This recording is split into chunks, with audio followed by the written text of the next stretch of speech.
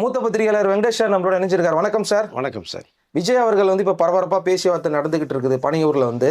இன்னொரு பக்கம் பார்த்தீங்கன்னா விசிகா, சிபிஐ, சிபிஎம் இவங்கெல்லாம் பார்த்தீங்கன்னா நடந்துகிட்டு இருக்கு.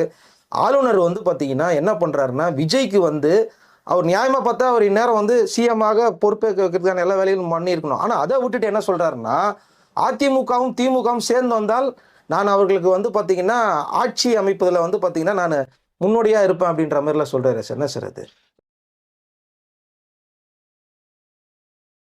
இல்லை, நேற்று விஜய் அவர்கள் 2வது முறையாக ஆள்கிட்ட ஒரு அப்பாயின்மெண்ட் வாங்கி போன ஒரு சம்பவம் இருக்குது. அது இது கூட சொல்லியிருக்கோம் நம்ம அதை.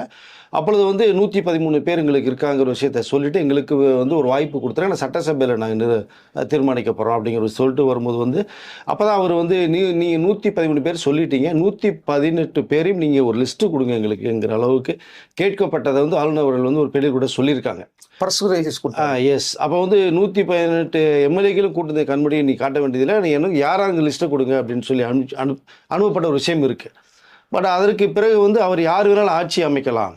இப்போ டிஎம்கேயோ அண்ணன் டிஎம்கேயோ வந்தால் கூட அதுக்கு நான் ஓகே தான் சொல்லுவேன் அப்படிங்கிற ஒரு கருத்தையும் அவர் சொல்லியிருக்காங்க வேறு எதை. ஆனால் இங்கே மற்றவருடைய பார்வை என்ன இருக்குன்னா, ஒட்டுமொத்த இந்திய அரசியல்லையே இப்போ பெரும் கட்சியை சேர்ந்த தலைவர் எல்லாமே 108 சீட்டு வாங்கியிருக்கிற விஜய் அவர்களுக்கு வாய்ப்பை கொடுத்துடணும், அவர் சட்டசபைக்கு போகட்டும், போனதுக்கு பிறகு அந்த ஒரு நாட்கள் கேட்கும் போது அதில் அவர் ப்ரூவ் பண்ணுவார், அந்த வாய்ப்பை தரணுங்கிற அளவுக்கு தான் இப்போ முக்கியமாக இந்திய அரசியலுடைய பார்வையும் அதாக இருக்குது, அவருடைய குரலும் அதான் இருக்குது. ஏன் விஜயை நீங்கள் போய் உள்ளே அனுப்பாமல் இன்ன வரைக்கும் இங்கே பிரேக் பண்ணி வச்சது காரணம் என்ன அப்படிங்கிற அளவுக்கு பேசப்பட்ட ஒரு தகவல். இப்போது இதை நோக்கி அண்ணாடிஎம்கேவும் டிஎம்கேவும் ஆட்சி அமைக்கிற வேலைகள் ஒரு பக்கம் போயிட்டுருக்கு அப்படிங்கிற ஒரு தகவல் எல்லாமே பரபரப்பாக போயிட்டு சமயத்தில் பாண்டிச்சேரியில் ஒரு 20 எம்எல்ஏக்களை அங்கே வச்சுட்டு இருக்க ஒரு சம்பவம் நம்ம நேற்று சொல்லியிருக்கோம். இப்போ அவர்கள் சென்னைக்கு வரத ஒரு தகவலும் இருக்குது. ரொம்ப பரபரப்பான ஒரு சூழ்நிலையை ஒவ்வொரு நிமிடத்திற்கும் இந்த என்ன சொல்ல, இந்த பேய் படம், திக் படம், ஹாரர் படம் மாற்ற மாதிரியான சூழ்நிலை தான் இப்போ உருவாக்கிட்டு என்ன நடக்குங்கிறது. இந்த நேரத்தில் தாவகவுடைய தலைவர் விஜய் அவர்களும் இப்போது எம்எல்ஏகளோட மீட்டிங்கு இப்போ போயிட்டு அங்கே ஒரு மீட்டிங் நடந்துகிட்டு இருக்கு. இப்போ இங்கே பட்டினப்பாக்கம் ஆஃபீஸ்லேயும் பனையூர்லேயும் மாறி செங்கோட்டையன் அவர்கள், புஷ் ஆனந்த் அவர்கள்லாம் பேசப்பட்ட ஒரு தகவல் வருது. இந்த நேரத்தில் புஷ் ஆனந்த் அவர்களோட அவர்களுடைய அந்த வேட்பாளர்கிட்ட ரொம்ப பொறுமையாக அமைதியாக இருங்க, குழப்பம் வராது, நாங்கள் இருக்கிறோம் இது மாதிரி சொல்லி உங்ககிட்ட வேறு ஏதாவது உங்களை தூக்கிட்டு போகிறதுக்கான வாய்ப்புகளும் வரும், எதையும் நீங்கள் மைண்டில் ஏற்றிக்க வேண்டாம்ங்கிற அந்த தகவலையும். ஏன்னா இப்போ ஆளுநரே குதிரை பேரம் நடந்த ஆச்சரியப்படும் ஒரு தகவல் வேறு சொல்லியிருக்காங்க இல்லையா, அந்த குதிரை பேரம்ங்கிறது நடக்கிறதுக்கு ஒரு வாய்ப்புகள் இருக்கும், அதில் ஏறும் நீங்கள் குழப்பம் வேணும். புஷ் ஆனந்த் அவருடைய வேட்பாளர்களுக்கு இப்போ அவரும் ஒரு பேச்சுவார்த்தை பெற்றிருக்காங்க. செங்கோட்டையன் அவர்கள் ஒரு பக்கம் டீலிங், விஜய் அவர்கள் ஒட்டுமொத்தமாக பண்ணி நம்ம இன்றைக்கு மாலைக்குள்ள ஒரு முடிவு எடுத்தாங்கிற ஒரு சூழ்நிலை விஜய் அவர்கள் தலைமையில் இப்போ பேசப்பட்டு இருக்கு. இன்னொரு பக்கம் பார்த்தீங்கன்னா விசிகாவுடைய தலைவர் திரும்ப அவர்களும் சிபிஐ சிபிஎம் பார்த்தீங்கன்னா ஒரு பக்கம் விஜய்க்கு ஒரு வாய்ப்பு கண்டிப்பாக கொடுத்தானுங்கிற அளவுக்கு ராஜா அவர்கள் கூட இப்போ ஒரு மிகப்பெரிய தகவல் சொல்லியிருக்காங்க. இப்போ அவர் பேசுகிறது முதன்மையாக பார்க்கப்படுது, கரெக்டாக சொல்லக்கூடிய ஒரு விஷயம் அப்படின்னு சொல்லி. இப்போது 108 பேரோட விஜய்க்கு அனுப்புனுங்கிற அளவுக்கு இப்போ இங்கே ஒரு முடிவு போய்கிட்டு இருக்கு. இன்று மாலைக்குள்ளே விசிகா, சிபிஐ, சிபிஎம் வரதுக்கான பேச்சுவார்த்தைகளும் போயிட்டுருக்கு. என்ன சூழ்நிலைங்கிறது நமக்கு தெரிய வரும். இன்னொரு பக்கம் எடப்பாடி அவர்கள் நேர எம்எல்ஏக்களோட மீண்டும் போய் கவர்னரை பார்த்து நம்ம ஆட்சி அமைக்கிற வாய்ப்புகள் வரும் மாதிரி அப்படி ஒரு தகவல் போயிட்டுருக்கு. இப்போ திமுகவும் அதிமுகவும் சேர்ந்து ஆட்சி அமைக்கலாம் அப்படிங்கிற ஒரு சூழ்நிலை இப்போ பரபரப்பாக போயிட்டு சமயத்தில் தான் என்ன முடிவு எடுக்க போகிறார் விஜய் அவர்கள். மற்ற அரசியல் கட்சியுடைய பார்வை விஜய் பக்கம் தான் திரும்பி இருக்கு கிட்டத்தட்ட. ஏன்னா இது மக்கள் கொடுத்த ஒரு ஆதரவு, அதை மதிக்கிறோம் நம்ம எல்லா பேருமே. அவருக்கு ஒரு வாய்ப்பை கண்டிப்பாக கொடுத்துடலாம், அவர் கேட்குற இந்த நாட்களுக்குள்ளே முடியுமா முடியல ரெண்டாவது டிசைட் பண்ணிக்கலாம் நம்ம அதை அப்படிங்கிற அளவுக்கு தான் இப்போ போய்கிட்டு இருக்கு. சூழ்நிலை அப்படி தான் பரபரப்பாக போகுது. ஒரு வேளை ஏன்னா இங்கே விஜய் அவர்களுக்கு ஒரு அழுத்தம் கொடுக்கப்பட்டதே பார்த்தீங்கன்னா மாஸ்டர் படத்திலே ஸ்டார்ட் ஆனது. வரிசையாக நிறைய படங்களுக்கு ஜனநாயகன் படம் இன்ன வரைக்குமே உங்களுக்கு சர்டிஃபிகேட் தராமல் இழுத்தடிக்கப்பட்டு படம் வெளிவர சூழ்நிலைக்கு இருக்குது. அவருக்கே எனக்கு அழுத்தம் நிறைய கொடுக்குற விஷயத்தை அவரே நிறைய மேடையில் சொல்லியிருக்காரு வேறு உங்களுக்கு.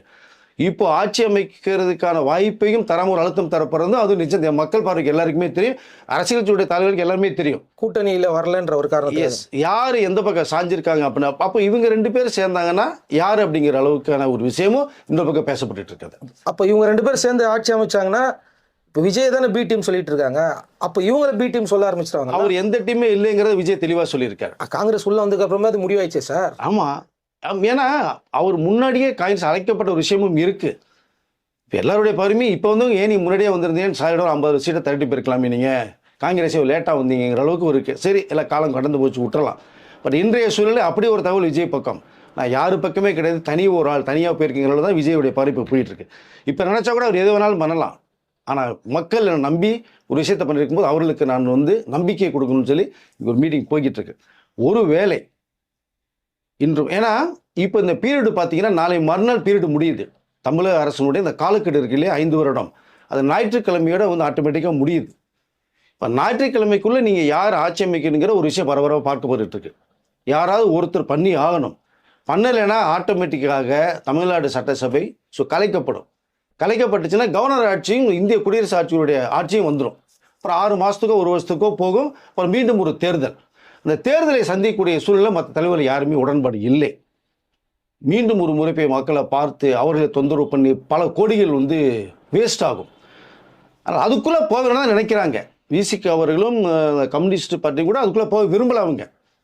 பட் விஜய்க்கு ஆதரவு தருவதற்கான வாய்ப்புகள் விசிக அவர்கள்ட்டையும் கம்யூனிஸ்ட்டும் நெருங்கிக்கிட்டு இருக்க ஒரு தகவல் இப்போதைக்கு வருது. அது என்ன நடக்குங்கிறத நம்ம நிமிஷம் தான் நமக்கு தகவல் வந்துட்டு இருக்கு. ஒருவேளை விஜய் அவர்களுக்கு இந்த வாய்ப்பு தர மறுக்கப்பட்டால், டிஎம்கே அண்ணா டிஎம்கே ஆட்சி அமைக்கப்பட்டால், இங்கே விஜய் ஒரு முடிவு எடுக்க போகிறதா ஒரு தகவல் வந்துருக்கு. அப்போ என்ன முடிவு எடுக்க போகிறார் அப்படின்னா, அவருடைய 108 வேட்பாளர்களோடு சேர்த்து ராஜினாமா செய்ய போவதான் ஒரு தகவல் வருது. அப்படி ஒரு வேளை, ஏன்னா மக்கள்கிட்ட தீர்ப்பை விட்டா மக்கள் பார்த்துட்டு இருக்காங்க. இப்போ எல்லா விஷயத்தையுமே நம்மளுடைய நாட்டு மக்கள் பார்க்குறாங்க. இது சரியான ஒரு கூட்டணி அமையுமா அவர் 2 பேர்? அது ஏன்னா எதிரும் புதிருமாக இருந்தவர்கள். சில பேர் சொல்லலாம் தாய் வீடு தானே அதுங்களாம், சில அண்ணன் தம்பி உறவுகள் தானே அப்படிங்களா, அதெல்லாம் ஓகே. விஜய் வர்றதுக்கு முன்னாடி அப்படி இருந்தீங்களா அப்படின்னா இல்லை. விஜய் வந்ததுக்கு பிறகு தானே இப்போ நீங்கள் விஜய் மெஜாரிட்டி 108 சீட்டை வாங்கினதுக்கு பிறகு அந்த ஒரு ஆட்சி அமைக்கிற சூழ்நிலையை உருவாக்காமல் பல குழப்பங்கள் ஓடிக்கிட்டு இருக்கு. அப்போ இப்போ இப்படி அண்ணன் தம்பி உறவு முறைகள் வரும் அப்படிங்கிற மாதிரி நிறைய பேருடைய பார்வைகள் இருக்குது. நிறைய பேர் பேச ஆரம்பிக்கிறாங்க. அப்போ இங்கே மக்கள் என்ன நினைப்பாங்க? அவர்கள் கட்சிக்குள்ளேயே மிகப்பெரிய குழப்பங்கள் ஓடிக்கிட்டு இருக்கு. இப்படி ஒரு வேளை அமைச்சிட்டா மக்கள் நம்ம மேலே நம்பிக்கை போயிடும். மக்கள் என்ன நினைப்பாங்கங்கிற அளவுக்கு தான் ரொம்ப மிகப்பெரிய குழப்பத்தில் எல்லா பேரும் இப்போ ட்ராவல் பண்ணிக்கிட்டு இருக்காங்க. ஸோ எல்லாமே மக்கள் பார்த்துட்டு இருக்காங்க. ஒரு வேளை அப்படி ஒரு சூழ்நிலை மாறினால் 108 எம்எல்ஏ கூட விஜய் அவர்கள் ராஜினாமா செய்கிறதுக்கான வாய்ப்புகள் நெருங்கிக்கிட்டு இருக்கும். அந்த வாய்ப்பை தயவுசெய்து யாரும் கொடுத்துட வேண்டாம் அப்படிங்கிறத நான் சொல்லிக்கல விரும்புகிறேன். ஒரு முறை அவர் உட்கார வச்சிருவோம், மெஜாரிட்டி நிரூபிக்க போகிறார் சட்டசபையில், அது ஒரு வாய்ப்பு தரணும். வெளியிலேருந்தே நீங்கள் கொடுக்கணுன்னா எப்படி பண்ண முடியும்? 5 பேர் கொடுத்துருக்க விஷயத்த சொல்லிட்டார். இன்னொரு 5 பேர் தேவை. அதற்கு இப்போ 6 சீட் இருக்குது. விசிகாட்ட 2 இருக்குது, இது கம்யூனிஸ்டாக 2 இருக்குது உங்களுக்கு. அதை இப்போ அவர்கள் தருவதா இல்லையாங்கிறத வச்சு ஒரு முடிவு வேணால் பண்ணலாம். பட் அவர்கள் விஜய்க்கு ஃபேவராக தான் ஒரு முடிவு எடுக்க போகிறதா ஒரு தகவல் வந்துகிட்டு இருக்கு சார் இப்போதைக்கு. இப்போ தமிழ்நாடு முழுக்க இருக்கிற விசிகாவை சேர்ந்த பல இளைஞர்கள் என்ன சொல்லிக்கிட்டு இருக்காங்க அப்படின்னா, இது நம்மளுக்கு கிடைச்சிருக்க ஒரு அரிய வாய்ப்பு. கண்டிப்பாக பல இடங்களில் பார்த்தீங்கன்னா நம்மளே செய்யாத சில விஷயங்கள் எல்லாத்தையும் ரிசர்வ் தொகுதிகள் எல்லாம் பல பேரை நிக்க வச்சு விஜய் அவர்கள் ஜெயிக்க வச்சிருக்காரு. இதை நம்ம இது வரைக்கும் தமிழக வரலாற்றில் யாரும் பண்ண கிடையாது. நம்ம ரொம்ப நாள் போராடிக்கிட்டு இருந்த விஷயத்த விஜய் செஞ்சு காமிச்சிட்டாரு. உண்மைதானே. இப்போ அவர்கிட்ட நீங்க போனால் மட்டும்தான் நம்மளுக்கு பார்த்தீங்கன்னா ஒரு விடுதலை கிடைக்கும். அப்படி இல்லைன்னா திரும்ப நம்ம இப்படியே தான் இருப்போம், நீங்க கண்டிப்பா எடுங்க அப்படின்ற மாதிரி தமிழ்நாடு முழுக்க இருக்கிற பல பேர் இதை சொல்லிக்கிட்டு இருக்காங்க. ஆமா, விசிகாவுடைய முக்கியமான நிர்வாகிகளை தான் சொல்றாங்க, தொண்டர்களை தான் சொல்றாங்க, பதிவுல தான் போட்டுட்டு இருக்காங்க. ஏன்னா நம்ம 5 முறை இன்னும் சும்மா அதான் 5 வருஷம் திரும்பி எப்படி டிராவல் பண்ணுறது. அண்ணா டிஎம்கேவுடைய சேர்ந்த முக்கியமான அந்த எம்எல்ஏக்கள் கூட நிறைய பேர் கூட பெரிய தலைவர் கூட அதான் யோசிக்கிறாங்க. விஜய்க்கு ஆதரவு கொடுப்பங்கிற அளவுக்கு தான் அங்கே ஒரு மேட்ரு ஓடிக்கிட்டு வேறு இருக்குது. ஆனால் அதையும் மீறி அந்த தலைமை இங்கே கட்டுப்போட்டப்பட்ட ஒரு விஷயமும் இருக்குது. டெல்லியிலிருந்து சில மிரட்டல்கள் தான் சொல்கிறாங்க. எல்லா இடத்துலேருந்து வருது. நீங்கள் போயிடக்கூடாது, தாவே காப்பகம் போயிடக்கூடாது அப்படின்னு. தாவே காப்பகம் பேர் கூட சொல்கிறாங்களா இல்லை நீங்கள் போங்கன்னு சொல்கிறாங்களா, 2வது விஷயம் சார். ஆனால் இவர்களுக்கு தன்னுடைய சொந்த கருத்து இருக்குது, அதை பதிவு பண்ணுறாங்க முக்கியமாக. ஏன்னா இங்கே இருக்கிறது மக்களை சந்திக்கிறது அவங்க தானே சார், தமிழ்நாட்டு மக்கள் இவங்க தானே சந்திக்க போகணும். அப்போ அவங்களுக்கு கேள்வி கேட்டால் என்ன பதில் சொல்ல முடியும்? இவங்க 2 பேரும் சேர்ந்து ஆட்சி அமைச்சாங்கன்னா அது மக்கள் விரும்ப மாட்டாங்க. இன்னொரு முறை தேர்தல் வரும்போதோ இன்னும் தாவேக்கா மிகப்பெரிய 200 அடிச்சாலும் ஆட்சி கண்டிப்பாக. நாங்க கஷ்டப்பட்டு தேர்ந்தெடுத்து ஒருத்தரை உட்கார வச்சா அதை நீங்க 2 பேரும் சேர்ந்து டெல்லி பேச்சு கேட்டு பண்றீங்களே அப்படிங்கிற கேள்விகளும். அதாங்க, மக்கள் விரும்ப மாட்டாங்க. மொத்தத்தில் மக்கள் மனசை டோட்டலாக விலகி போகிறதுன வாய்ப்புகள் தான் இருக்கும். அதுதான் இப்போ ரொம்ப யோசிக்கிறாங்க. நான் என்ன சொல்கிறேன், யார் பெரும்பான்மை கிட்டத்தட்ட நெருங்கிட்டு இருக்காங்கன்னா 108 சீட்டு வாங்கிட்டார். மக்கள் ஆர்வம் கொடுத்துட்டாங்க. நீங்கள் ஒரு வாய்ப்பை கொடுத்துடணும் அவங்களுக்கு. அந்த வாய்ப்பை கொடுத்தீங்கன்னா இந்த மக்கள் மனசில் உங்களுக்கு எந்த டேமேஜும் வராது. அதை கொடுக்காம நீங்கள் நெருக்கடி கொடுக்கும்போது தான் எல்லாருமே ஒட்டுமொத்தமாக மக்கள் மனசுலேருந்து இந்த விருப்பம் சம்பாதிக்க வேண்டிய ஒரு சூழ்நிலை மாறும் உங்களுக்கு. ஏன்னா நேற்று நான் டிபேட்டில் பார்க்குறேன், இதை ரொம்ப அசால்ட்டாக சொல்கிறாங்க சார். ஏன் சேரக்கூடாது, ஏன் அதிமுக திமுக சேரக்கூடாது அப்படிங்கிற மாதிரி சொல்கிறாங்க. இந்த டிபேட்டில் பேசுபவர்கள் பேசியே தான் அந்த கட்சிகளை வந்து ஒரு மாதிரி ஆக்கிட்டாங்க. இல்லைங்க, யார் பேசினாலுமே கட்சி தலைமைங்கிறது வந்து மிகப்பெரிய அனுபவசாலிகளுங்க. அவங்களுக்கு தானே கெட்ட பேர். இவங்க என்ன பேசுறாலும் அவங்க கெட்ட பேர் அந்த கட்சிக்கு தானே போய் சேரும். ஆமாங்க, கண்டிப்பா போங்க. ஏன்னா மிகப்பெரிய அனுபவம் நிறைந்தவர்கள், உங்களுக்கு சாதாரண ஆட்கள் கிடையாது. டிஎம்கே அண்ணாடிஎம்கே மிகுந்த அனுபவம் கொண்டவர்கள். தெள்ளத்தில் ஒரு முடிவு எடுப்பாங்க, கண்டிப்பா எடுப்பாங்க நினைக்கிறேன். நான் அதை இதுக்குள்ள இப்போவும் சொல்லிக்கல விரும்புகிறேன். பேச்சுவார்த்தைகள் போயாச்சு, போய்கிட்டு இருக்கு, நெருக்கத்தில் இருக்கு, ஆட்சி அமைக்கிற விஷயமும் போகுது. ஆனால் இன்னமும் என்னுடைய நம்பிக்கை அவர்கள் வந்து அந்த இடத்துக்கு போக மாட்டாங்கன்னு நான் நினைக்கிறேன். அப்போ வந்து உடனடியாக வந்து என்ன பண்ணணும்னா, அது நடக்காம தடுக்கணும் அப்படின்னா விசிகாவும் இடதுசாரிகளும் முக்கியமா இவங்க முடிவெடுக்க டிலே ஆக கஷ்டமா இருக்கு, சூழ்நிலையில மாறிட்டு இருக்கு. அவங்க டெல்லி பிளே பண்ணிட்டு இருக்கு. நீங்க 2 பேர் வந்துருங்க, நீங்க 2 பேர் வந்துருங்க. இவங்க டிலே பண்றதுனால தானே சார் அந்த பிரச்சனை வருது. ஆமாங்க, நீங்க வந்து ஆதரவு இல்லைங்கும்போது பிரஷர் ஆட்டோமேட்டிக்கா வரும்ல. நேத்தே வந்து ஒரு கூட்டம் அவங்க ஆர்கனைஸ் பண்ணியிருந்தாங்க. அதை நேத்து அவங்க கேன்சல் பண்ணாம நேத்து நைட்டே அறிவிச்சிருந்தாங்க அப்படின்னா பிரச்சனையே இல்லை. இப்ப சென்னையில இருந்து இவங்க எதுக்கு எம்எல்ஏ கூப்பிட்டீங்க வர்றாங்க?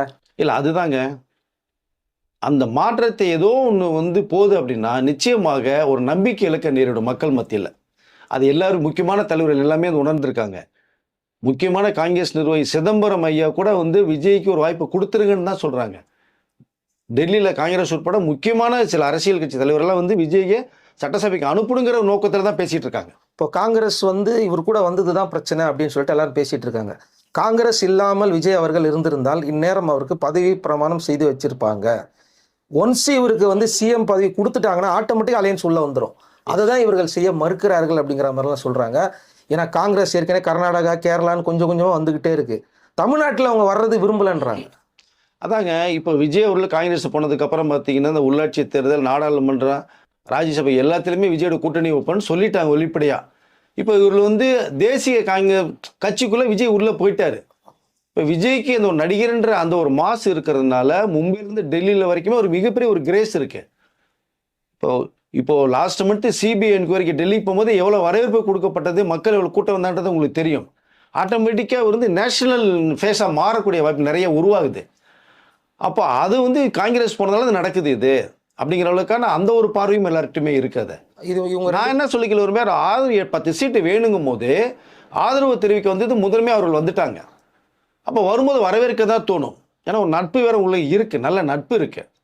ரெண்டாவது நீங்கள் சொன்னது மாதிரி விசிகே கம்யூனிஸ்ட் 6 சீட்டு வந்து உடனடியாக ஒரு முடிவு எடுத்து அந்த ஆதரவை சொன்னால் கண்டிப்பாக விஜய் அவர்கள் சட்டசபைக்கு முதலமைச்சர் 5 வருட காலங்கள் செழிப்பான ஒரு முறையை பண்ணுவாருங்க நான் நினைக்கிறேன். காலதாமதம் ஆக ஆக ஆக விஜய் அவர்கள் முடிவை நோக்கி போய்கிட்டு இருக்காரு. இப்போ இப்படி ஒரு சம்பவம் மாறிடுச்சு அப்படின்னா திரும்பி ஒரு தேர்தலை சந்திக்கணும். இப்போ இன்னொன்று என்ன சொல்றாங்க அப்படின்னா, இந்த காங்கிரஸ் விஜயுடைய கூட்டணியை வந்து ரசிக்கல அப்படின்றாங்க. காரணம் என்னன்னா, அடுத்து வரக்கூடிய எம்பி தேர்தல்களில் விஜய் நின்னார்னா இதை விட பெரும்பான்மையான ஜெயிச்சிருவாரு. அப்போ டெல்லியில கை ஓங்கி நிற்கும். அதனாலேயும் கூட வந்து பார்த்தீங்கன்னா இந்த அழுத்தங்கள் போகுது. 4 பக்கமே யோசிப்பாங்க, கண்டிப்பாக 4 பக்கம் யோசிப்பாங்க. விஜய் இப்படி போயிட்டாருன்னா நாடாளுமன்றம் 2029 வருது, அப்போ 40 தொகுதி இருக்குது. ஸோ அதில் வந்து கிட்டத்தட்ட விஜய்க்கு இருக்கிற மாஸ் பார்த்து இப்போவே வருது அப்படின்னா அந்த 40 கைப்பட்டு போனால் என்ன பண்ண முடியும் அப்படிங்கிற அளவுக்குலாம் யோசனைகள் வரதான் செய்யும். அதெல்லாம் அதான் மாஸ்டர் பிளான் பண்ண தான் செய்வாங்க. அது ஒன்றும் மாற்று கருத்து இல்லை. மாஸ்டர் படத்துல அவர் பிளான் பண்ணிட்டாங்க. அப்புறம் அதனால் திரும்ப ஒரு தேர்தலை யாரும் சந்திக்கக்கூடாதுங்கிறத நான் சொல்லிக்கல விரும்புகிறேன். யாரும் வந்து அதை முக்கியமான கட்சி தேர்தலில் அதை விரும்பலை. பட் ஆனால் நீங்கள் உடனடியாக ஒரு முடிவை எடுக்க வேண்டிய சூழ்நிலைக்கு எல்லாமே உருவாகிட்டீங்க. இந்த நடக்கிற சந்தர்ப்பம் அரசியலில் பலம் வாய்ந்தவர்களுக்கு, அனுபவசாலிகளுக்கு கண்டிப்பாக தெரியும். நீங்கள் நல்ல முடிவை திருவிக அதாவது விசிக அவர்களும் கம்யூனிஸ்டர்களும் எடுப்பான நம்பிக்கை எனக்கு இருக்கு சார். இப்போ வந்து பார்த்தீங்கன்னா இந்த நேரத்தில் வந்து பல மக்களும் பொதுமக்களும் என்ன சொல்கிறாங்க அப்படின்னா, நாங்கள் தானே ஓட்டு போட்டோம், நீங்கள் ஏன் ஒரு முடிவு மாற்றி எடுக்கிறீங்க, நீங்கள் ஏன் வந்து ஆதரவு கொடுக்க மாட்டேன்றீங்க அப்படின்னு விசிகா பார்த்து கேட்க ஆரம்பிச்சிட்டாங்க. விசிகா இடதுசாரிகள் எல்லாம் பார்த்து கேட்க ஆரம்பிச்சிட்டாங்க. இப்போ நீங்கள் என்ன கேட்டீங்க, மதச்சார்பற்ற கூட்டணிக்கு தான் நாங்கள் ஆதரவு தரோம்னால. காங்கிரஸ் தான் டெல்லிக்கு ஒரு மிகப்பெரிய எதிரியாக இருந்தாங்க. இப்போ அவர் கூட தானே விஜய் இருக்காரு. அப்புறம் எப்படி நாளைக்கு விஜய் வந்து வேற கட்சியோட போவார்? அங்கேயே உங்களுக்கு கிளாரிட்டி வந்துச்சுல்ல. இவங்க 2 பேரும் சேர்ந்து பயணிக்க போறாங்கன்னு சொல்லிட்டாங்க. அப்போ உங்களுக்கு விஜய் மீது இருந்த சந்தேகம் டோட்டலா உடைஞ்சு போச்சு. அவர் தான் இல்லைங்கிறத சொல்லிட்டே இருக்காரு. ஆரம்பத்துல இருந்தே அவர் சொல்லிட்டு இருக்காரு. அப்ப மதச்சார்பற்ற கூட்டணியோட தான் இருப்போம்னா தான் இருக்கிறாங்க. அப்புறம் ஏன் நீங்க வர்றதுக்கு யார் உங்களை தடுக்கிறாங்க? அதுக்கு தான் நான் சொல்ல வர்றேன். உங்களுக்கு எந்த அழுத்தம் எந்த தடங்கள் வந்தாலுமே நீங்க ஒரு முடிவெடுக்கிற சூழ்நிலை வரலாம். ஏன்னா தனிப்பட்ட முறையில் உங்களுடைய சின்னத்துல தான் ஜெயிச்சிருக்காங்க. அதனால முக்கியமாக என்னுடைய பார்வை வந்து டிஎம்கே அண்ணா டிஎம்கேவும் சேர்ந்து ஒரு ஆட்சி அமைக்கிற வாய்ப்புகள் குறைவுங்கிறதா நான் நினைக்கிறேன். ஏன்னா பேச்சுவார்த்தைகள் போய்கிட்டே இருக்கு, அது உண்மை. அதே மாதிரி நீங்க அவங்க ஆட்சி அமைச்சா கூட எதிர்கட்சி இல்லாம வருவாங்களா சார்? அதுதான் சொல்ல வரேன் நான். அதை அப்படிங்கும் போது இங்க விஜய் அவர்கள் ராஜினாமா செய்துட்டாருன்னு வச்சுங்க, எதிர்கட்சிங்கிறதே ஒன்று இல்லாம போகும். இப்ப இது வந்து கூட்டணி ஆட்சியா தான் இருக்கும். டிஎம்கே அண்ணா டிஎம்கே வந்து கூட்டணி ஆட்சியாக தான் அது பெயர் சொல்லப்படும். இப்ப எதிர்கட்சின்னு ஒன்று வேணும். ரெண்டாவதா பார்த்தீங்கன்னா 108 சீட்டு விஜய் அவர்கள் வாங்கியிருக்காங்க போது 1/3 இருந்தால் மட்டும்தான் எதிர்கட்சியாக போக முடியும். இப்போ இந்த பக்கம் வந்து இப்போ டிடிவி ஒரு சீட்டு, பிஜேபி ஒரு சீட் இருக்காங்க, அவர்கள் ஒன்றுமே பண்ண முடியும். சௌமியா அவங்க ஒரு 5 சீட்டு வச்சிருக்காங்கல்ல, பாமக 4 சீட்டு. 4 சீட்டா? ஓகே, ஓகேங்களா. அவர்கள் அண்ணாடி கூட்டில் தான் இருக்காங்க. அவர் விலகி போல உங்களுக்கு அதை கேப்டனுடைய தேமுதிக ஒரு சீட் மட்டும் தான் வச்சிருக்காங்க. ஸோ அப்போ இவர் விஜய் அவர்கள் வந்து அந்த ஒரு முடிவை எடுக்காம இருக்கணும் அப்படின்னால் ஒரு 6 சீட்டு உங்களுடைய ஆதரவை விஜய் அவர்களுக்கு கொடுங்க. அது வந்து அரசியல் களத்துக்கு சிறப்பாக இருக்கும். அவர் ஒரு வாய்ப்பை நீங்க கொடுங்க. அது மட்டும் இல்லாம அவங்க கட்சியும் குறைவான இடங்கள்ல போட்டி போட்டுக்கிட்டே இருக்காங்க கொஞ்ச நாட்களாக. அவங்களுக்கு அது ஒரு வருத்தம் இருக்கு. எங்களுக்கு ஆட்சியில் பங்கு, அதிகாரத்தில் பங்கு கொடுக்க மாட்டேன்றாங்க அப்படிங்கிற ஒரு வருத்தமும் அவங்களுக்கு இருந்துட்டு இருக்கு. அது எல்லாமே கூடி வருது. இப்போ விசிக அவர்கள் கமிஷனர் வந்தாங்கன்னா அவரு அன்னைக்கு சொன்னது ஆட்சியில் அதில் பங்குன்னு சொன்னது அவர் ஸ்டாண்ட்ல தான், அந்த ஸ்டாண்ட்ல தான் இருக்குங்கிறத விஜய் அவர்கள் சொல்லியிருக்காங்க. இப்போ கண்டிப்பாக நீ வந்தீங்கன்னா உங்களுக்கு வந்து ஆட்சியிலையும் அதிகாரத்திலும் முக்கியமான ஒரு பொறுப்பு விஜய் அவர்கள் கண்டிப்பாக கொடுப்பாங்க. ஒரு மாற்றுக்கருத்து இல்லை. அதில் நீங்கள் தான் முடிவு பண்ண வேண்டியும், முடிவு எடுக்க வேண்டிய சூழ்நிலை நீங்கள் இருக்கீங்க. தனிப்பட்ட முறையில் நீங்கள் வந்து எந்த முடிவானாலும் எடுக்கலாம். ஒரு முடிவு வந்து நீங்கள் எடுக்காமல் போனாலும் ஒன்றும் பண்ண முடியாது, ஓகே தான். ஆனால் அப்படி ஒரு சந்தர்ப்பம் அமைஞ்சிட்டா இங்கே விஜய் அவர்களுக்கு 108 சீட்டை வந்து ராஜினாமா செய்கிற வாய்ப்புகள் எல்லாம் நம்மளே உருவாக்கி தர மாதிரி போயிடும். அப்படியே ஒரு ராஜினாமா பண்ணால் மக்கள் எல்லாருமே விஜய்க்கு தான் ஆதரவு வரும். அதே நேரத்தில் என்ன பண்ணுவாங்கன்னா, நீங்கள் ராஜினாமா பண்ண வச்சிட்டீங்கல்ல, திரும்பவும் ஒரு எலெக்ஷன் வைங்க, நாங்கள் 200 தொகுதியும் வாங்கி தரேன்னு சொல்லிட்டு அப்படி போயிடும். ஆமாங்க, போதாங்க செய்யும். இவங்க எதிர்கட்சி இல்லாமல் நீங்கள் ஒரு கூட்டணி நினைச்சு பிடிச்சி என்ன பண்ணுவீங்க? அப்படி ஒரு வாய்ப்பு இல்லைங்கிறது தான் எனக்கு வந்து ஒரு தகவலாக இருக்குது. ஸோ அப்போ மீண்டும் வந்து கவர்னர் ஆட்சியை மாறி ஒரு 6 மாதம் எலெக்ஷனுக்கு வாய்ப்பு வரும்போது மக்கள் இன்னும் வந்து மிகப்பெரிய அளவில் விஜய்க்கு ஒரு ஆதரவு கொடுத்துட்டு என்ன பண்ண முடியும்? நம்ம 200 சீட்டோ 210 சீட்டோ கொடுத்தா என்ன பண்ண முடியும் நம்ம அதை? இல்லையா? இப்போ டெல்லியில் வந்து ஆம் ஆத்மியுடைய கெஜ்ரிவால் இதே மாதிரி தான் ஒரு சந்தர்ப்பம் நிகழ்ந்தது. அவருக்கு சமைக்கப்பட்டது ஒன்று, ஃபுல் மெஜாரிட்டியில் வந்து உட்காந்துட்டார். ஸோ அதனால் வந்து 2018 கூட வந்து எடியூரப்பா அவர்களுக்கு இப்படி சந்தர்ப்பம் வரும்போது கூட வந்து நீங்கள் பண்ணி வச்சிங்களா, நீங்கள் வந்து நீங்கள் ஆட்சி அமைங்கன்னு சொன்னாங்க. சட்டசபைக்கு போனார், வந்து ஆட்சி அமைக்கப்பட்ட ஒரு 18 நாள் டைம் வர கொடுத்தாங்க சார். கொடுத்தாங்க. விஜய் அவர்களும் கண்டிப்பாக கொடுக்கணுங்கிறத இந்த இடத்துல சொல்லிக்கல விரும்புகிறேன். அவர் சொன்னது தான், அழுத்தம் விஜய்க்கு நிறைய கொடுக்கப்பட்டுட்டே இருந்தது, இப்பவும் கொடுக்கப்பட்டுட்டு தான் இருக்குது. ஆனால் அந்த ஸ்டாண்ட்லேருந்து விஜய் மாற மாட்டாங்கிறது தான் என்னுடைய கணிப்பு. இவ்வளோ பிரச்சனைகள் வந்தும் அந்த பக்கம் போகாம தனியா நிக்கிறாருன்னா இதுக்காக அவருக்கு ஆதரவு கொடுக்கலாம். மக்கள் எல்லாம் பார்த்துட்டு இருக்காங்க இல்லையா? டெல்லி கூட போகாம இவ்வளோ நிமிஷம் வரைக்கும் இவ்வளோ பிரச்சனைகளையும் இவ்வளோ நஷ்டத்தையும் சந்திச்சு தனியா நிக்கிறாரு. இப்போ வரைக்கும் டெல்லி பின்னாடி போவே இல்லை, மக்களுக்காக நிற்கிறார். அதை அவங்க புரிஞ்சுக்குவாங்க. மக்கள் புரிஞ்சுக்கிட்டாங்க. தயவுசெய்து இவர்களும் கொஞ்சம் புரிந்து கொண்டு இந்த ஒரு வாய்ப்பை விஜய் அவர்களுக்கு தரணுங்கிறத சொல்லிக்கல விரும்புகிறேன் சார். நான் நன்றி சார். அடுத்த வீடியோவில் அடுத்த டெவலப்மெண்ட் பார்க்கலாம் சார். நன்றி சார்.